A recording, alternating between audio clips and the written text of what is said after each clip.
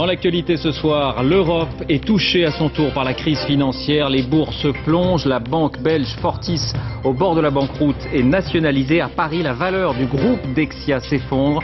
Secousse aussi en Allemagne et en Grande-Bretagne. Dernière minute, le vote s'annonce très serré au Congrès américain sur le plan Paulson. La confirmation de la remontée du chômage, le chiffre est officiel, 41 000 demandeurs d'emploi en plus au mois d'août, la plus forte hausse depuis 15 ans. L'enquête sur la mort d'un détenu abattu pendant sa promenade dans la prison de Vars cible le grand banditisme. Le tireur est un multirécidiviste, il est maintenu en garde à vue. La France championne des lois, on légifère parfois pour tout et rien, souvent à chaud. Des centaines d'entre elles ne sont pas appliquées, c'est le dossier de cette édition. À l'étranger, un crime symbolique en Afghanistan. La policière la plus célèbre du pays a été assassinée par les talibans qui avaient juré sa perte. Pour eux, le travail des femmes est proscrit. Enfin, une amende de 135 € pour les automobilistes étourdis. Dès mercredi, l'absence de gilets fluorescents et de triangles pourra être sanctionnée. La période de tolérance est terminée. Bonsoir et bienvenue à tous. On appelle cela l'effet domino. La tempête financière a donc traversé l'Atlantique. Les premiers craquements se font sentir en Europe et aussi en France. La banque Dexia, établissement franco-belge, ancien Crédit Local de France, est en danger. Les marchés s'affolent. Elle a perdu près de 30% de sa valeur pour cette seule journée. Jean-Paul Chapelle. Au siège parisien de Dexia, pas de commentaires officiels. Les salariés qui quittent ce soir les bureaux sont partagés entre crainte et attentisme. Petite question très rapidement. Non ? Pas de commentaires. Est-ce que vous êtes inquiet pour votre entreprise ? Pas pour le moment, on attend de voir demain surtout. Si vous attendez de voir quoi ? Il y a le conseil d'administration à 18h. C'est juste des rumeurs en fait. Et les rumeurs amplifient, comme le marché est très tendu en ce moment. Donc avec une petite rumeur, ça s'amplifie. Mais les petites rumeurs ont fait craquer le cours de l'action aujourd'hui, moins 28% en une seule séance pour atteindre des plus bas niveaux historiques, 7,20 €. En un an, elle a perdu les 2/3 de sa valeur. Pourtant, la banque n'a rien d'un établissement spéculatif. Dexia, c'est la banque des collectivités locales. Un chantier dans une municipalité ou la construction d'un hôpital. Pour les financer à coup sûr, il y a derrière Dexia. Des clients fiables, les mairies, les départements, les régions. Des actionnaires stables, comme la Caisse des dépôts. Mais Dexia a un gros défaut. Aux yeux des boursiers, elle est en grande partie belge, une similitude avec la banque Fortis qui vient d'être sauvée in extremis de la faillite. La banque Dexia est une banque belge qui est sous capitaux majoritairement belges, sous supervision belge, et que vous avez entendu l'État belge ce matin s'exprimer par la voix de mon collègue Didier Reinders. L'État belge prendra ses responsabilités. Circonstance aggravante, la filiale américaine de Dexia est spécialisée dans les produits d'assurance, un secteur contaminé par la crise immobilière. Mais le pire, c'est l'effet domino. Dexia suscite la méfiance et ne parvient plus à emprunter de l'argent aux autres banques. Une pénurie de crédit qui pourrait lui coûter très cher. Oui, face à cette contagion, Nicolas Sarkozy veut rassurer, afficher sa présence en tout cas. Demain, il rassemblera les banquiers et les assureurs pour une réunion de crise à l'Elysée. Il devrait aussi demander aux banques de continuer à alimenter l'économie française en crédit. La France, qui je vous le disais, n'est pas la seule touchée. Comme aux États-Unis, les gouvernements belges, néerlandais et luxembourgeois ont mis la main au portefeuille pour sauver le groupe Fortis, menacé de faillite. On en parlait à l'instant. Une institution à Bruxelles. Sur place, François Baudonnet, Yves Potiot. À bord de ces voitures sombres, les plus hauts responsables de la finance européenne. Ils sont venus tenter de sauver Fortis, la plus grande banque de Belgique et l'une des premières en Europe, car elle opère aussi aux Pays-Bas et au Luxembourg. Minuit, fin du conclave. Contre toute attente, les trois États injectent 11 milliards d'euros dans l'établissement malade. Le gouvernement belge a décidé d'investir 4,7 milliards d'euros dans Fortis Bank en échange d'une participation de 49% dans cet établissement. En clair, une nationalisation partielle. Les Belges, qui ont eu peur d'une faillite, sont soulagés. C'est une situation qui va rassurer non seulement les employés, mais tous les clients de Fortis. Vous avez entendu le nombre qu'ils sont, et c'est assez important. Mais peine perdue, l'action Fortis plonge à nouveau de 25%. Pendant ce temps, la bourse de Francfort, les courtiers ont les yeux rivés sur le titre d'Hypo Real, une banque spécialisée dans l'immobilier. Elle n'échappe provisoirement à la faillite, là encore, que grâce au sauvetage de l'État. Depuis la faillite de Lehman Brothers aux États-Unis, il était devenu de plus en plus difficile de trouver de l'argent frais sur les marchés. Même scénario outre-Manche. Après Northern Rock, Londres nationalise Bradford & Bingley et ses agences seront vendues à une banque espagnole. Quand vais-je retirer mes économies, nous dit ce monsieur? En Espagne, quand je suis en vacances? Mais ce soir, l'Europe n'a pas le sourire. Aucun des grands pays n'est épargné par la crise et personne ne peut dire jusqu'où ira la contagion.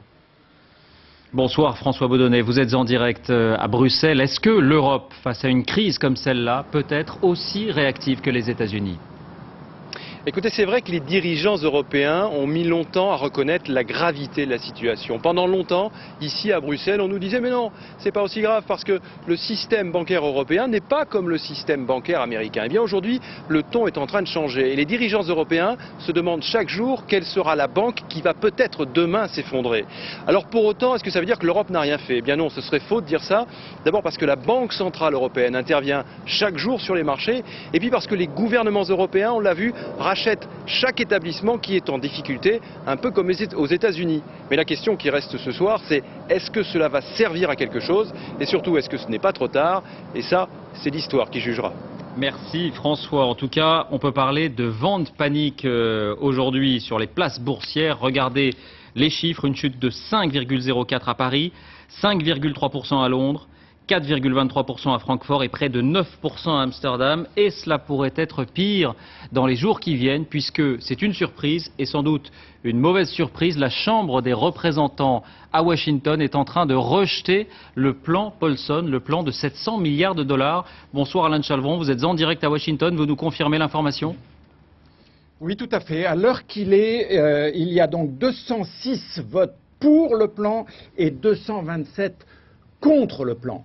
Alors, on peut dire que le plan est rejeté, pas tout à fait, parce qu'il y a encore des négociations. Les députés peuvent encore, pendant une période de temps limitée, changer de camp. Et en ce moment, on négocie comme des fous à la Chambre des représentants pour que 11 députés changent de camp. Mais pour le moment, en tout cas, ce qu'on peut dire, c'est que c'est très mal parti. Alors, pourquoi? En fait, il y a eu quand même une semaine de négociations. Les uns et les autres, les démocrates et les républicains, ont pu faire valoir leurs arguments.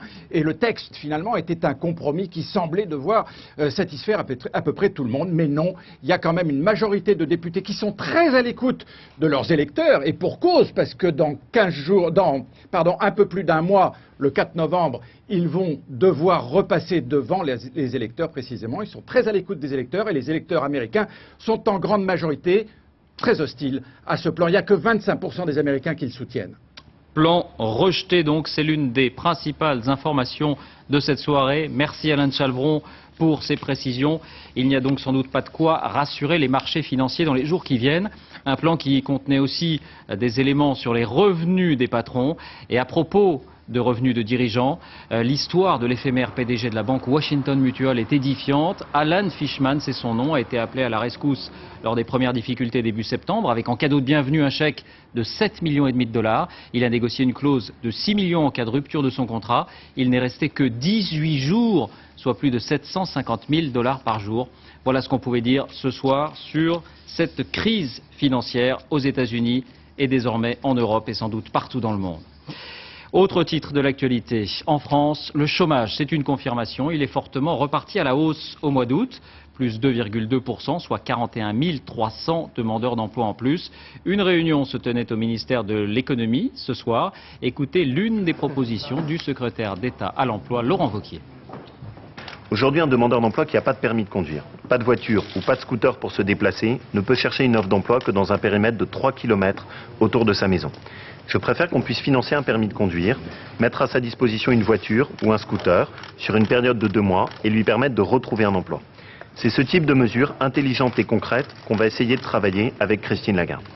Propos recueillis par Philippe Turpot il y a quelques instants, Laurent Wauquiez qui souhaite aussi revenir à des formes d'emploi aidé. Dans le détail des chiffres, on constate que ce sont d'abord les intérimaires qui ont perdu leur emploi. Explication Yves Ginca. 10% d'offres d'emploi en moins dans les agences d'intérim au mois d'août, du jamais vu dans la région d'Orléans. Combien d'agences d'intérim là à peu près? Actuellement j'en suis à 4. Et combien de propositions? Rien du tout.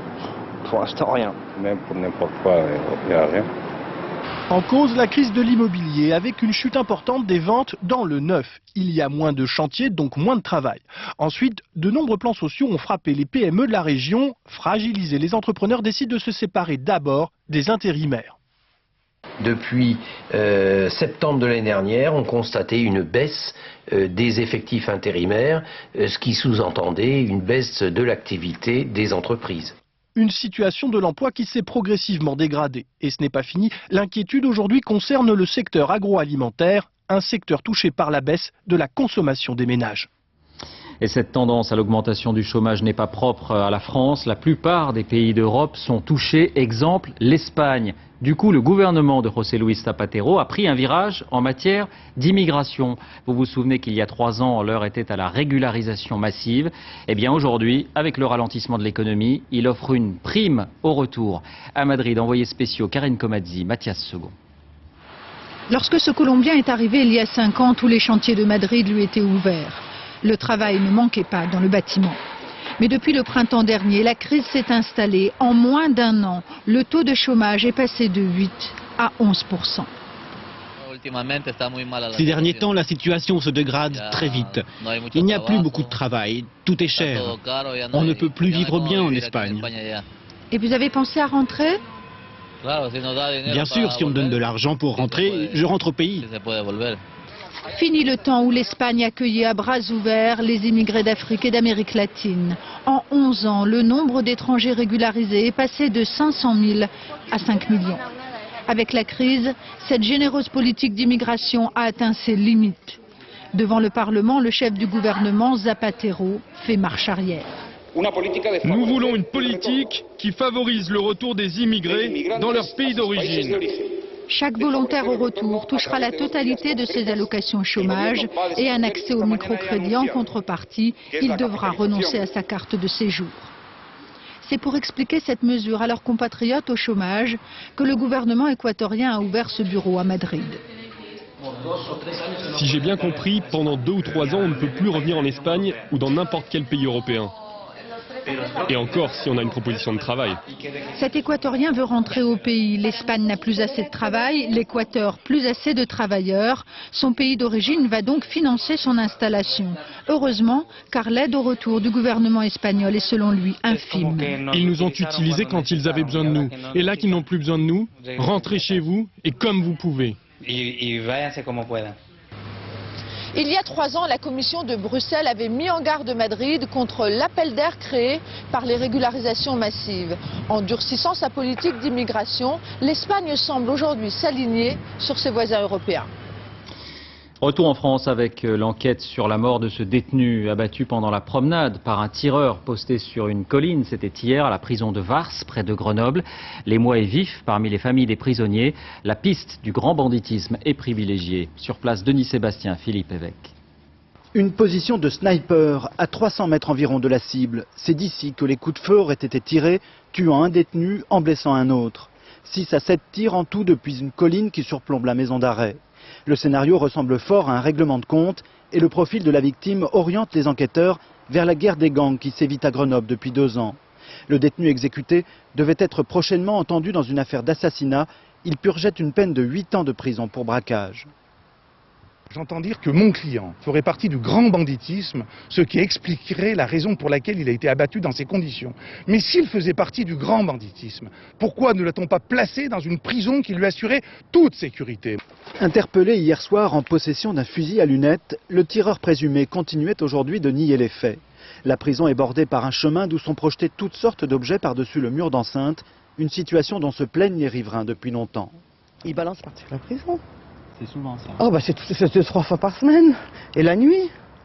Comment sécuriser un tel site? Hier soir, la ministre de la Justice annonçait notamment que les murs seraient surélevés, des mesures réclamées par les surveillants. Qu'est-ce qu'on peut faire? Eh bien, on peut rehausser largement la hauteur des murs, soit par des filets, soit par des grillages.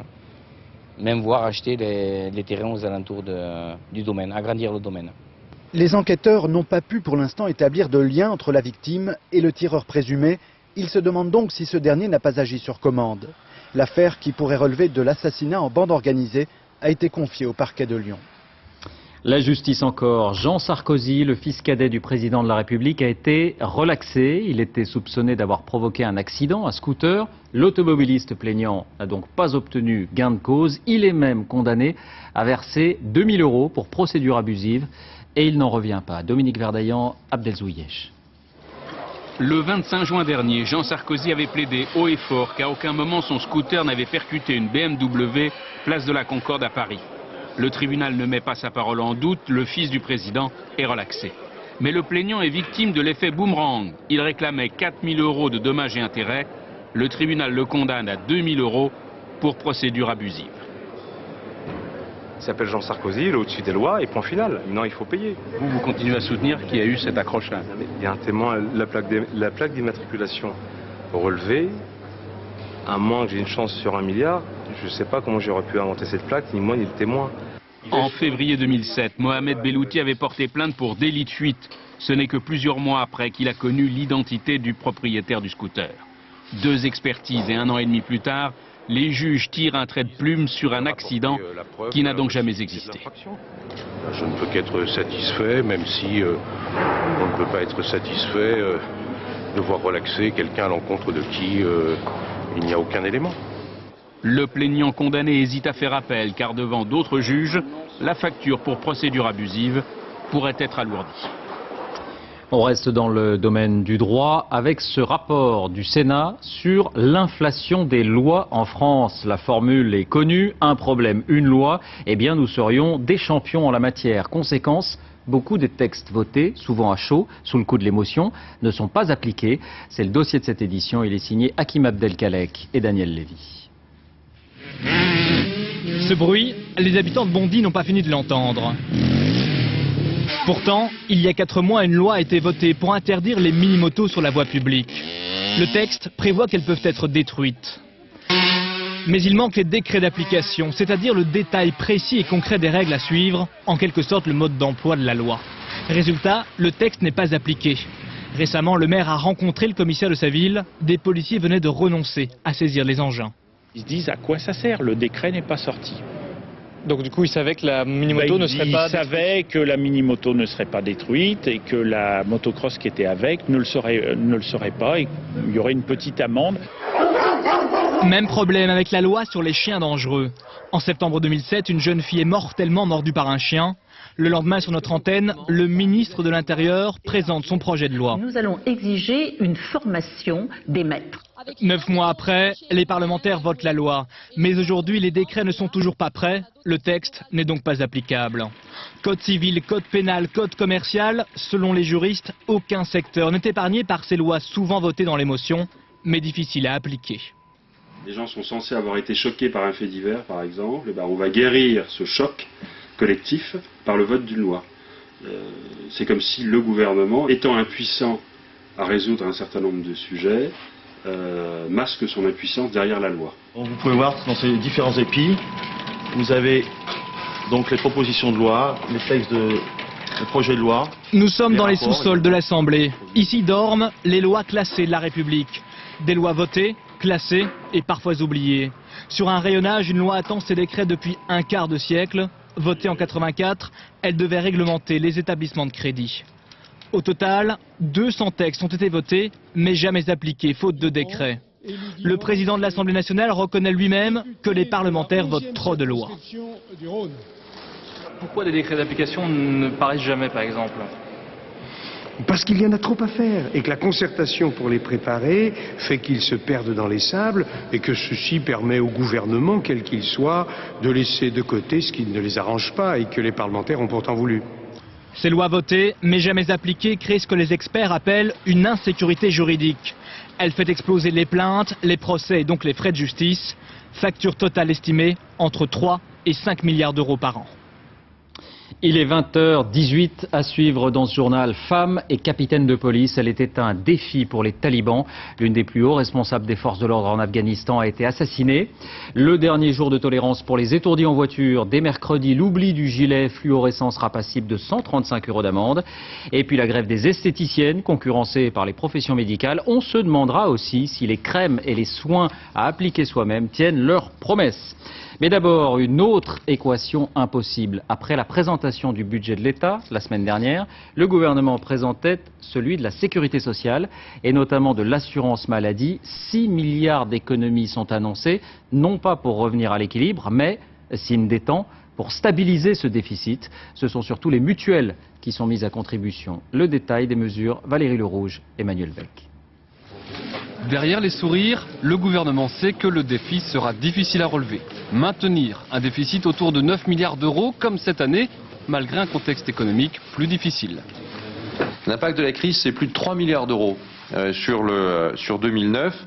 C'est quoi? C'est un point de masse salariale en moins. Alors pour accroître les recettes de l'assurance maladie, 2 nouvelles taxes voient le jour. Une sur les primes d'intéressement versées par les patrons, total 1 milliard d'euros. Une autre taxe sur les mutuelles et complémentaires santé pour 1 milliard également. Hausse des recettes d'un côté, maîtrise des dépenses de l'autre. Les laboratoires vont devoir faire un effort sur le prix des médicaments génériques et les médecins sont invités à moins prescrire. 2 milliards d'économies sont ainsi espérées. La sécurité sociale, c'est aussi la branche vieillesse. Malgré un déficit qui se creuse, le gouvernement a décidé de dépenser plus en relevant le minimum vieillesse de 6,9%. Mauvaise nouvelle, pour compenser, les cotisations retraite sont augmentées de 0,3 points. Ça ne suffira pas pour équilibrer cette branche qui doit absorber les nombreux départs en retraite de nos baby-boomers. Et on s'arrête un instant sur l'une des mesures décidées récemment pour faire baisser les prix des médicaments sans ordonnance. Il s'agit de les proposer, vous l'avez peut-être constaté, en libre service dans les pharmacies. Alors qu'en est-il réellement? Eh bien vous allez voir que la diminution espérée n'est pas forcément au rendez-vous. Voyez cette enquête de Sophie Rodier et David Fossard. La mesure était censée profiter avant tout aux clients. Depuis le 1er juillet, certains médicaments disponibles sans ordonnance sont en libre accès dans les pharmacies. N'importe qui peut choisir la marque de son choix directement dans les rayons. En pratique, ce n'est pas toujours aussi simple. Cette scène a été filmée en caméra cachée. Sur le présentoir, 2 médicaments contre les brûlures d'estomac. 2 marques célèbres, prix minimum, 5,90 €. C'est des comprimés classiques, comprimés sans sucre. Grosso modo, enfin, il est très bon. C'est un goût de bonbon, c'est bonbon créma. Il n'y a rien d'autre de toute façon qui existe dans le genre Non, ça va être ça. Il y a une autre marque, mais c'est une forme comme ça. D'accord. Merci monsieur. Au revoir. Et pourtant, bien caché derrière le comptoir, il existe la copie conforme de ce médicament, vendu 2,46 €, 2 fois moins cher. Mais il faut le demander. Dans la même pharmacie, un autre reporter, toujours en caméra cachée, l'obtient sans difficulté. À 2,46 €. Même constat dans une autre pharmacie. Ici aussi, on ne nous propose d'abord que la marque à 7,90 €. Il faut insister pour obtenir enfin la marque la moins chère. Celle-ci, ouais, elle est... C'est combien la boîte de... C'est 5 €, je vais vous montrer. Bon alors non, je vais vous donner ça. On est plus. Ça c'est similaire. D'accord. Et c'est 2,46 €. Ah bah parfait. 2,46 € contre 7,90 € au départ. L'opération a été lancée par la ministre de la Santé, Roselyne Bachelot, avec une liste de 220 médicaments. Problème, dans certains cas, la liste ne contient que la marque la plus chère.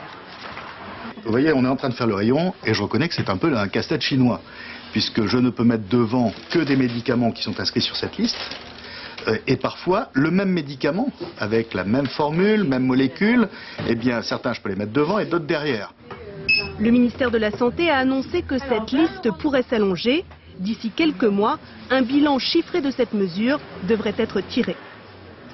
L'actualité à l'étranger avec d'abord ces 3 informations. Le retour du terrorisme au Liban. 4 personnes, dont 3 soldats, ont été tuées dans l'explosion d'une voiture piégée aux abords de Tripoli, la grande ville du Nord. Comme généralement dans pareil cas, il n'y a pas de revendication.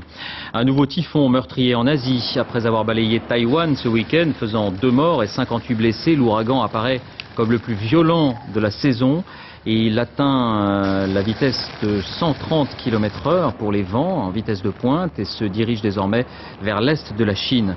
Et puis en Afghanistan, cette revendication à prendre avec la prudence qui convient après l'embuscade meurtrière qui a coûté la vie à 10 Français. L'un des anciens chefs de guerre, l'un des plus anciens, Gulbuddin Hekmatyar, affirme dans une vidéo, ce n'est pas celle-ci, il s'agit d'une image d'archive, que ce sont ces combattants qui ont mené l'attaque et que 10 d'entre eux sont morts. L'Afghanistan où l'offensive des talibans est autant psychologique que militaire. Un crime très symbolique a été commis hier. La policière la plus célèbre du pays a été assassinée par les talibans qui avaient juré sa perte. Pour eux, il faut rappeler que le travail des femmes est proscrit. Dorothée Oliéric. Elle était une cible des talibans depuis des années. Elle, la femme flic qui ignorait menaces et insultes et menait sa vie professionnelle comme un homme. Armée, courageuse, cette mère de 6 enfants se rendait cependant toujours accompagnée sur son lieu de travail, le commissariat de Kandahar. Hier matin, les talibans l'attendaient ici même. Ils ont tiré à bout portant. Elle s'est écroulée, morte. Son fils de 15 ans à ses côtés a été grièvement blessé. Malalai Kakar n'avait pas 40 ans. Capitaine de police, elle dirigeait le département des crimes contre les femmes. En 2001, quand les Américains sont intervenus pour chasser les talibans, je ne travaillais pas. Je vivais recluse à la maison. Pendant la période des talibans, les femmes n'avaient pas le droit de travailler. Tous les droits étaient bafoués. C'est sans doute pour cela qu'une fois les talibans chassés, elle avait choisi, comme par défi, de s'engager dans la police, où elle avait réussi à se faire respecter. Aujourd'hui, un porte-parole des talibans a confirmé l'assassinat. Elle était une cible, nous avons réussi à l'éliminer. Malalai, elle, voulait juste servir son pays. En bref, encore à l'étranger, la libération des touristes enlevés en Égypte il y a 10 jours. Libération dans des circonstances encore floues. Ce serait une opération des forces spéciales égyptiennes qui en serait à l'origine. Il y avait 11 touristes européens, 8 accompagnateurs. Une partie des ravisseurs aurait été tués. On a encore peu de précisions et les versions sont contradictoires. Tous, en tout cas, sont en bonne santé. La visite en France du Premier ministre indien Manmohan Singh s'est engagé aujourd'hui à Marseille à approfondir la relation avec la France dans le nucléaire civil. Il faut savoir que près de la moitié des Indiens n'ont pas accès à l'électricité. Étonnant contraste. Dans un village de l'est du pays, les habitants viennent de découvrir l'électricité grâce à l'énergie solaire. Envoyés spéciaux Arnaud Miguet, Fabrice Launay. Et la lumière fut. Dans cette maison, c'est même une première. Hier encore, la petite Bina, 5 ans, ne pouvait plus faire ses devoirs une fois la nuit tombée. Mais aujourd'hui, il y a l'électricité. Fini bougies et autres lampes à huile, la modernité est enfin entrée dans ce foyer. Je n'avais jamais vu l'électricité. Je ne savais pas ce que c'était. Maintenant, je ne vais plus pouvoir m'en passer. L'Inde s'illumine, tout doucement. Dans ce village de 500 âmes, évidemment, c'est une petite révolution. Désormais, on vit aussi la nuit. Ismaïl, l'épicier du coin, n'a jamais autant travaillé. Maintenant, ma lampe à pétrole ne sert plus à rien parce que l'électricité est là. Avant, on n'avait que ça pour s'éclairer. Avant, on était tous couchés à 7 h du soir. Maintenant, on peut traîner jusqu'à 10 h.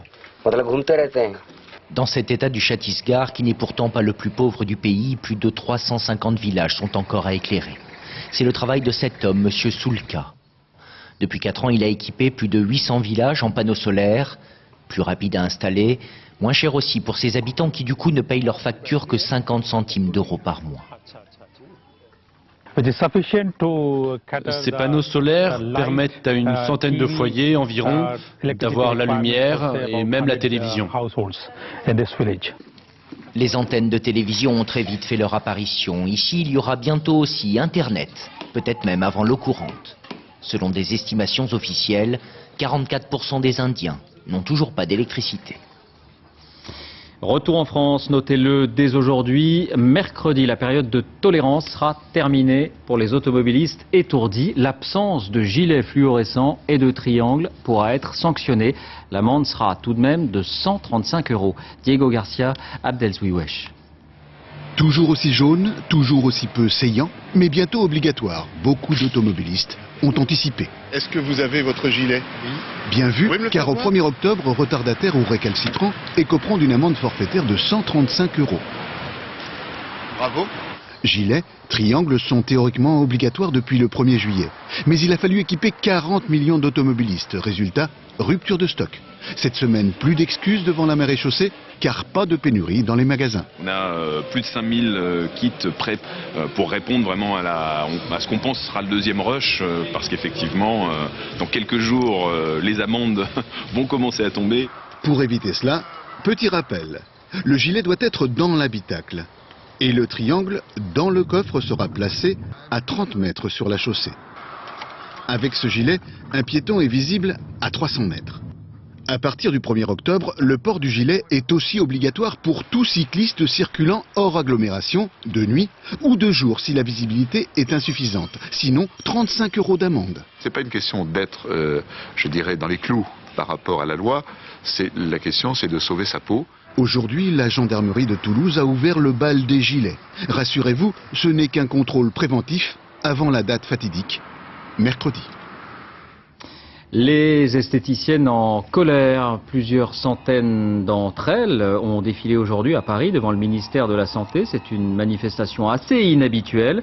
Elles revendiquent notamment le droit d'utiliser les nouvelles technologies du massage et de l'épilation réservées pour l'instant au personnel médical. Image signée Éric Delagneau.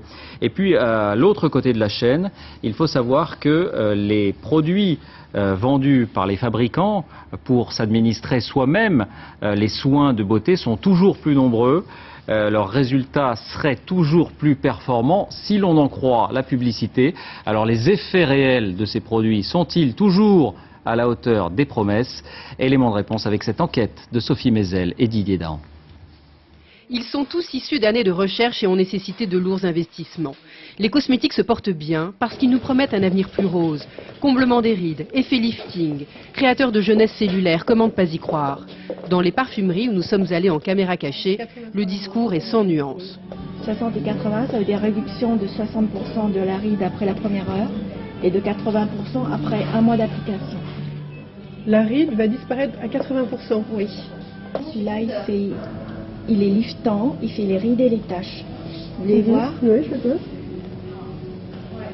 Donc ça regonfle la ride, hein, mais l'effet est quasiment immédiat.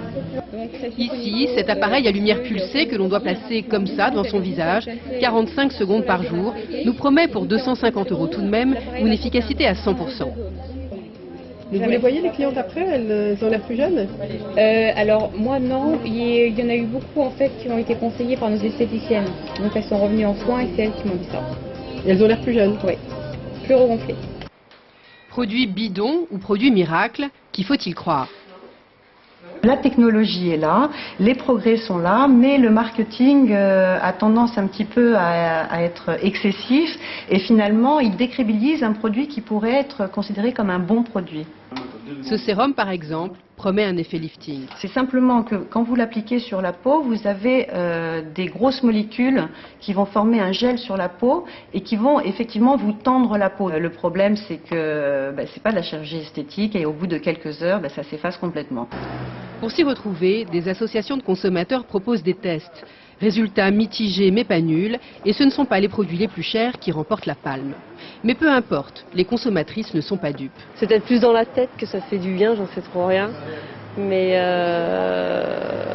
c'est vrai que j'utilise tous les jours et régulièrement des crèmes. Il y a toujours un petit espoir, je pense, même si on dit que de toute façon il n'y a pas de remède miracle. Contrairement à ce que la publicité parfois aimerait nous faire croire. Un livre révélation à découvrir aux éditions Kalman Levy. Staline n'avait sans doute pas livré tous ses secrets. Pour la première fois, un historien anglais a eu accès à des archives secrètes. Il révèle notamment que le dictateur impitoyable avait été braqueur pendant sa jeunesse. Daniel Wolfram, Delphine Parric-Miller. Fier, au milieu de ses copains, il prend la pause. Il a 10 ans, il deviendra un étudiant brillant, avant de semer la pagaille dans le séminaire, de se faire exclure et d'entrer dans la clandestinité. Activiste bolchevique redoutable, mais toujours élégant, même sur les fiches de police, on reconnaît à peine Joseph Djougashvili, dit Staline. La suite est connue. Il sera le petit père des peuples, comme on disait alors dans la sphère soviétique. Attentif, bon vivant, paternel, sur ces images de propagande, bien entendu. Car pour les autres, les non autorisés, la sanction est lourde. 10 ans de prison pour ce terrible portrait. Interdite, ces images d'un Staline qui amuse la galerie. Censurée, cette photo de famille. Et que dire de sa jeunesse? Dès son ascension au pouvoir en 1922, plus personne ne pourra évoquer la part d'ombre du jeune Staline. C'est précisément ce que cet historien anglais a découvert. Il s'est fait ouvrir les archives ultra-secrètes de Géorgie, la patrie d'origine de Staline. Et voilà ce que révèlent les documents et les témoignages de ses proches comme de ses complices. Voilà qui était le jeune Staline. Il était poète, prêtre, prisonnier. Il avait beaucoup de maîtresses. Il était le brigand, le bandit, le gangster. Staline, l'homme aux multiples visages, voyou, cultivé, amateur de poésie, il organisait donc des hold-up pour le compte des bolcheviks, comme il organisera sa prise du pouvoir, avec ses hommes de main, sans aucun scrupule. Ces petits garçons, avec les fusils, ils sont les assassins, les petits factotums de Staline. Ils portaient les lettres, les fusils, les revolvers, les journaux de Staline. Puis, de cette personnalité complexe, émergera l'homme de la terreur, massacre, déportation. Et pour couronner le tout, le système du goulag, où furent enfermés des millions de soviétiques. C'était cela, Staline, le jeune comme le vieux, avec son regard impénétrable. La fête à Biot dans les Alpes-Maritimes, le musée Fernand Léger a rouvert ses portes après 4 années de travaux. À découvrir les toiles, bien sûr, mais aussi les clichés de grandes signatures de la photo telles Cartier-Bresson ou Robert Doisneau. Nathalie Jourdan, Raymond Chaplard sur place. Je suis parti l'autre jour de Puteaux en vélo. L'après-guerre, la France est libre, elle respire, elle s'amuse, elle redécouvre l'insouciance. Les Français enfourchent un vélo ou grimpent en auto, c'est la partie de campagne. Fernand Léger sort ses pinceaux, ses amis leur appareil photo. Tableaux, clichés, reflets d'une époque, réunis le temps d'une exposition au musée national Fernand Léger à Biot. Alors, tous les photographes présentés sont ses amis. Doisneau, Willy Ronis, Cartier-Bresson. Il a parcouru Paris avec eux, donc il les connaît très bien. Il se trouve qu'ils utilisent le même sujet pour leur travail, autant photographique que peinture. Les vacances payées accordées par notre gouvernement national. Bonheur, fraternité, la France se prend à rêver, Fernand Léger et ses amis aussi. On avait conquis apparemment le droit d'aller profiter de la nature comme tout le monde, enfin comme tout le monde, comme ceux qui en avaient toujours eu les moyens. Inscrit au Parti communiste, vers la fin de sa vie, Léger peint le monde ouvrier, celui des bâtisseurs d'un monde en plein renouveau. Ce sera la série des constructeurs, dont la version définitive, achevée en 1950, est haute de 3 mètres. Vous voyez la différence entre un bouquin avec des reproductions qui sont toujours mauvaises finalement, quand on se trouve devant la réalité, devant l'œuvre initiale, c'est quand même autre chose. Depuis 4 ans, pour voir ces tableaux, il fallait voyager. Les œuvres étaient prêtées, souvent à l'étranger. Le musée était en travaux. Aujourd'hui, les tableaux ont réintégré les murs. Les clés étaient bien gardées. Avant de refermer ce journal, je vous en rappelle l'un des principaux titres. Alors que l'Europe est secouée à son tour par la crise financière, aux États-Unis, la Chambre des représentants, l'équivalent de notre Assemblée nationale, a rejeté ce soir le plan Paulson de sauvetage de 700 milliards de dollars. On fait un dernier point avec vous en direct, Alain de Chalvron. Ce vote n'est pas forcément définitif. Non, écoutez, on essaye en ce moment à la Chambre de trouver le moyen de faire un nouveau vote, un nouveau round, mais ça n'est pas garanti, sinon il faudra revenir sur des négociations, refaire un nouveau plan et ça pourrait prendre plusieurs jours. Oui, ce plan a été rejeté assez largement, 228 contre 205 et majoritairement il y a des républicains dans ceux qui ont rejeté, c'est-à-dire le propre parti du président qui se déclare aujourd'hui très déçu. Il n'est pas le seul d'ailleurs à Wall Street, c'est la chute, la dégringolade, plus de 5% de moins pour le Dow Jones, c'est-à-dire à peu près comme le 11 septembre. Merci Alain pour ces toutes dernières précisions. C'est la fin de cette édition. Merci à vous de nous avoir suivis. Tout de suite la météo, Laurent Romeshko, 20h50, Cold Case, affaire classée, 23h10. Ne manquez pas, complément d'enquête autour de Benoît Duquesne, vagabond, squatteur, gitan, pourquoi les marginaux nous dérangent. À demain.